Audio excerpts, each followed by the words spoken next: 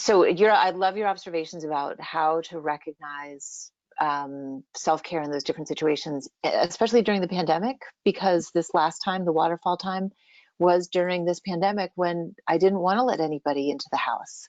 Mm-hmm. So it was so difficult to figure out how to do self-care and ask for help when I also didn't want the virus to kill us. Mm-hmm. So would love your thoughts on that.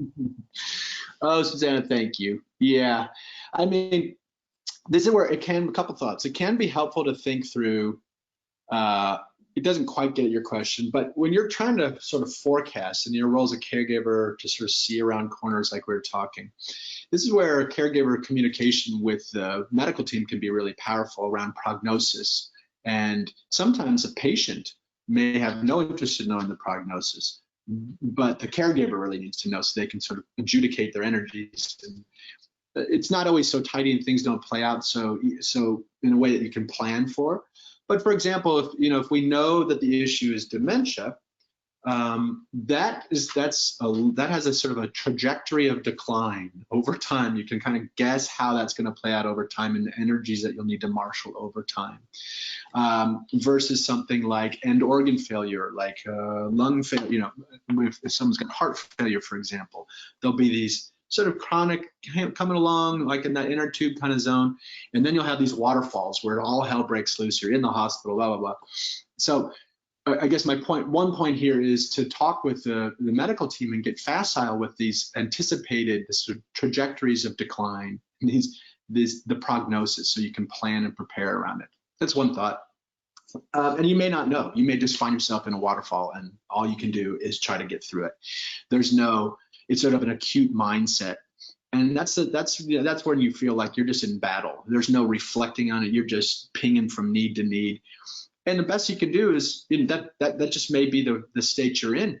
That can't last long. So if you find yourself in that waterfall for more than a week or two, that means you're actually into something more chronic, and you need to change your energies. You need to step back, reflect, and say, hey, I'm actually not in a waterfall. And even if I am in a waterfall, this is not sustainable. So we need to kind of reframe this.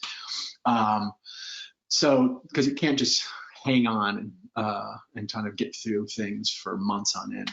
And then lastly, your point about COVID is a really good one. And it just, all I can say is your job as a caregiver is treatment, medical care, it's littered with trade-offs. Everything's a trade-off.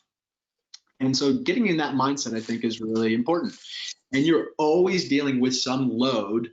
It's like the serenity prayer. You've got things you can change, you've got some things you can't change, and you just got to sit with it.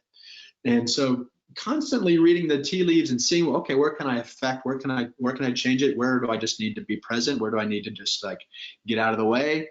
That kind of agility is really, really key.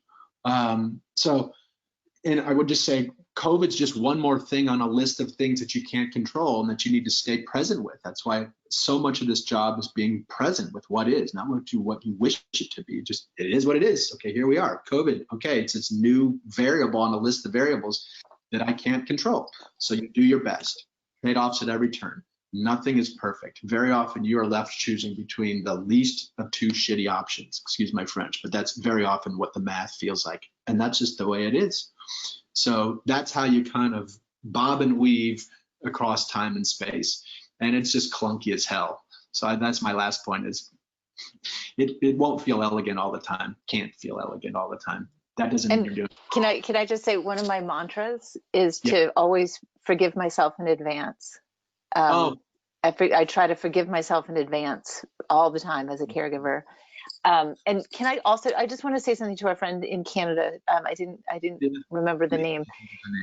Yeah. So you're a caregiver, hon. Like you like the work that you're doing on behalf of your dad. Your dad is in the center of the circle, but you're in the second circle. You are a caregiver. And I just want to say, I've been there. I've been that daughter. And I really appreciate the work that you are doing as a caregiver.